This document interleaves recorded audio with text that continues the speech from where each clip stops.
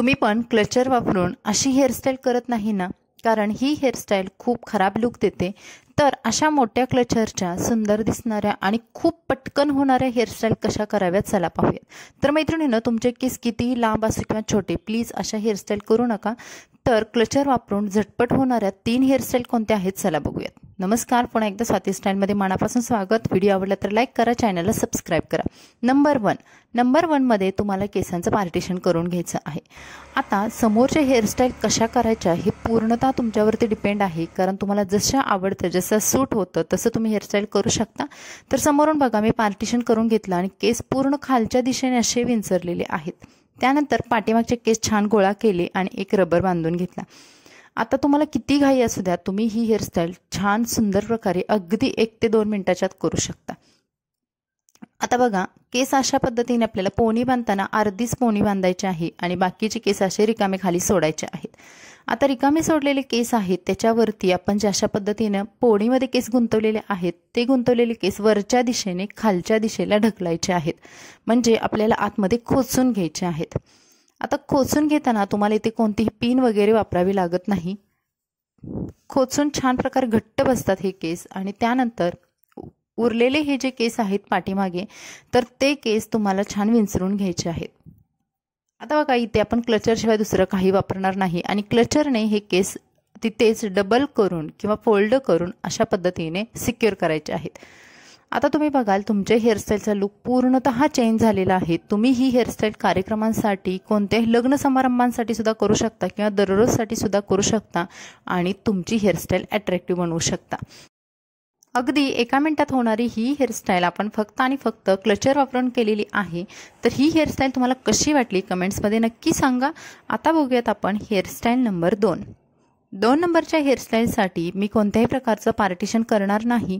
जर तुम्हाला सुद्धा भांग आवडत नसेल किंवा तुमचा भांग खूप मोठा झाला आहे आणि तुम्हाला तो लपवायचा असेल, तर भांगाच्या आजूबाजूचे केस उचलून घ्या आणि पाठीमागे नेऊन 1 ते 2 पिन्सने ते केस छान प्रकारे सिक्युअर करून घ्या। आता बघा, इथे मी पिन्स वापरलेले आहेत। पिन्स वापरताना त्या थोड्याशा घट्ट वापरा, म्हणजे आपले जे केस आहेत ते आजूबाजूला होत नाहीत किंवा बऱ्याच वेळासाठी सुद्धा छान प्रकारे गुंतून राहतात। त्यानंतर आता आपण पाठीमागची हेअरस्टाईल कशी करूया ते बघायचं आहे।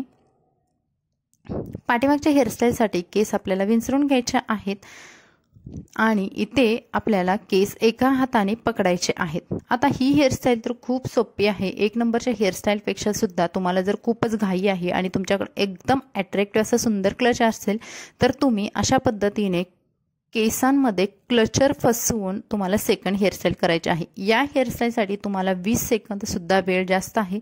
20 सेकंदाच्या आतमध्ये सुद्धा तुम्ही इतकी सुंदर दिसणारी आणि मस्त वाटणारी ही हेअरस्टाईल करू शकता। एखाद्या फंक्शनसाठी किंवा पार्टी वेअरसाठी सुद्धा तुम्ही ही हेअरस्टाईल कॅरी करू शकता, कारण यामध्ये आपण जो वापरलेला क्लचर आहे तो तुमच्या हेअरस्टाईलला अगदी उत्तम प्रकारे लुक देतो। समोरून फ्लेक्स काढले तर तुम्हाला आणखीनच मॉडर्न लुक भेटतो। तर ही होती आपली 2 नंबरची हेअरस्टाईल आणि या हेअरस्टाईलसाठी वेळ लागतो फक्त आणि फक्त 30 सेकंदापेक्षा सुद्धा कमी। तुम्ही ही हेअरस्टाईल सुद्धा नक्की ट्राय करून बघा। आता आपण बघूयात हेअरस्टाईल नंबर 3, पण त्या अगोदर मी तुम्हाला समोरचा लुक शेअर केलेला आहे। हेअरस्टाईल नंबर 3 साठी आपल्याला अशा पद्धतीने कोणत्याही प्रकारचं पार्टिशन किंवा कोणत्याही प्रकारचं पार्टिशन नसलेले सुद्धा तुम्ही हेअरस्टाईल समोरून करू शकता। आता बघा, माझं ऑलरेडी पार्टिशन होतं, साईड पार्टिशन। तर मी काय केलं, फक्त समोरचे केस आहेत ते हलक्या हाताने गोळा केलेले आहेत पाठीमागे आणि एका रबर बँडने हे केस फक्त आणि फक्त सिक्युअर केलेले आहेत। आता जास्त टाईट केस ओढून घ्यायचे नाहीत, थोडेसे सैलसर केस सोडायचे आहेत, म्हणजे आपली पोनी आहे ती जास्त टाईट बांधायची नाही। त्यानंतर एका हाताने केस हे वरच्या दिशेने घेऊन जायचं आणि आपल्याकडे जो असेल तो क्लचर, जर तुमचे केस दाट असतील तर मोठा क्लचर वापरा, पातळ असतील तर छोटा वापरा आणि मध्यंतरी असं आपल्या डाव्या बाजूला हा क्लचरने आपली पोनी सिक्युअर करून घ्यायची आणि त्यानंतर उरलेले केस सुद्धा अशाच पद्धतीने गुंडाळून त्या क्लचरमध्ये अडकून द्यायचे आहेत। आता तुम्ही बघाल, इथे काही आपण एक्स्ट्रा केलेलं नाही, फक्त वरचे जे केस आहेत ते थोडेसे फुलवून घेतले आणि ही झालेली आहे आपली 3rd नंबरची हेअरस्टाईल। तिन्ही हेअरस्टाईल खूप सोप्या आणि पटकन होणारे आहेत। तर तुम्हाला यामधली कोणती हेअरस्टाईल जास्त आवडली कमेंट्समध्ये नक्की सांगा। व्हिडिओ आवडला तर लाईक करा, प्लीज चॅनलला सबस्क्राईब करा आणि हा व्हिडिओ तुमच्या फ्रेंड्समध्ये शेअर करायला विसरू नका। चला भेटू अशाच नवनवीन व्हिडिओसोबत। Bye bye.